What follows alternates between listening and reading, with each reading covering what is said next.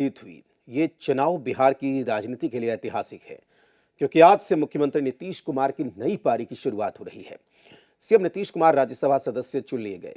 वहीं बीजेपी के राष्ट्रीय अध्यक्ष नितिन नवीन भी राज्यसभा सदस्य चुने गए। 5 में से 4 सीट पर एनडीए के उम्मीदवारों को जीत के लिए किसी मुश्किल का सामना नहीं करना पड़ा। 5वीं सीट पर महागठबंधन के 4 विधायकों की गैरहाजिरी ने एनडीए उम्मीदवार को जीत दिलाई। सियासी गलियारों में यह चर्चा है कि एनडीए की जीत से ज्यादा ये नेता प्रतिपक्ष तेजस्वी यादव के नेतृत्व की हार है। बिहार में राज्यसभा चुनाव में एनडीए ने सभी 5 सीट पर जीत दर्ज की है।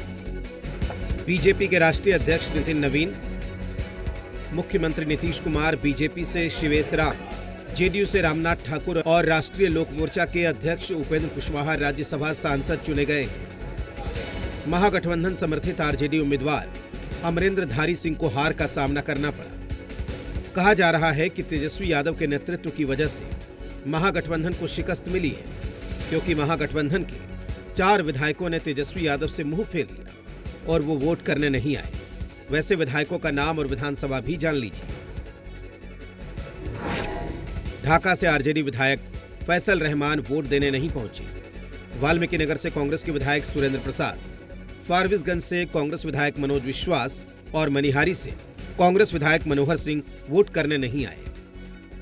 ये राजनीति जा कहाँ रही है? 202 में संतोष नहीं है। हाँ, नीतीश कुमार जी के पास अगर चेतना होती तो ये चुनाव की नौबत नहीं आती और यूं ही चुनाव निर्विरोध हो जाते। लेकिन अब तो जिनके हाथ में गया है सब कुछ और आधिकारिक तौर पर जाना अभी बाकी है कुछ दिन तक, तो इससे ही होगा ना। विधायक उनके घेर के रखे हुए थे, वो होटल में बंद करके रखे हुए थे, वो आश्चर्य वाला बात है भाई। हमारे 202 विधायक थे, 202 ने वोट दिया और हम जीत रहे हैं। अपने में राजद के खुद विधायक का मौजूद नहीं होना, कांग्रेस के आधे से ज़्यादा आधे विधायकों का गायब होना, ये अपने में दर्शाता है कि विपक्ष बटा हुआ है इस पे भी। और ऐसे में दावेदारी करना कि विपक्ष का कोई जीत कर जा सकता है, वो असंभव सी बात है।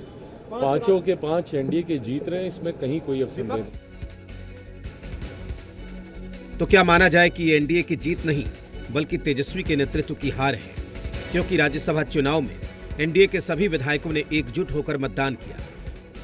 हालांकि इस तस्वीर से वोटिंग के दौरान सियासी गलियारों में बड़ा खेला की चर्चा शुरू हो गई थी, क्योंकि हिंदुस्तानी अवाम मोर्चा की 2 महिला विधायक तेजस्वी यादव के कमरे से महागठबंधन उम्मीदवार अमरेंद्रधारी सिंह और एआईएमआईएम विधायकों के साथ निकलकर वोटिंग के लिए जाती हुई दिखी। मांझी की समधन और बहू दीपा मांझी तेजस्वी यादव से मुलाकात के बाद मतदान के लिए पहुंची, जिसके बाद अटकलों का बाजार गर्म हो गया।